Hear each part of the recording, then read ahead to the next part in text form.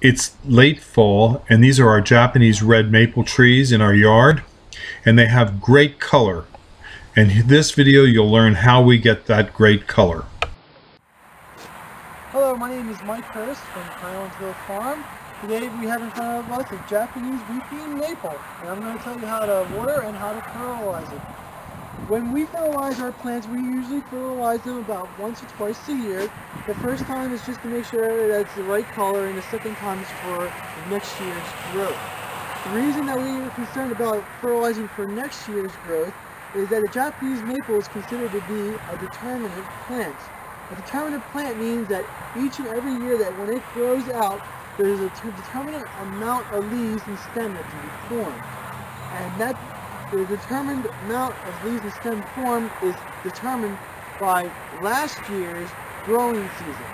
If the growing season from last year was a good growing season, the plant makes many new leaves and stem parts for the next year. And those new leaves and stems are stored in the bud. So when the bud forms, it's very important that it has enough water and enough fertilizer in the system of the plant to make lots of new parts for next year. When we fertilize for next year, we usually fertilize in about early August. That way that the fertilizer can get into the soil and get into the plant system. Because in about late August and into the fall time is when the buds start to form. And when we use fertilizer, we use a slow-release fertilizer called Osmocote, and we just do a broadcast fertilizer just on the top of the plant on the surface. We don't ever put any fertilizer injections or any of the liquid type in. We just use the granulated form that slowly releases over time. Usually, Osmocote comes in different colors for different years, and we can see here we have some green and we have some white.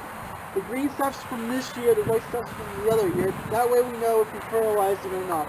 And when we fertilize, this is just an example of some Osmocote, we just pour it in our hand and we just do a light broadcast just over the top. Kind of like that, just making sure that there's enough fertilizer on there for it to last most of the year. Well, Osmocote comes in different kinds. You have to read a label for how long each one lasts and for the strength. The other topic we're going to talk about is how to water these guys one after you plant them.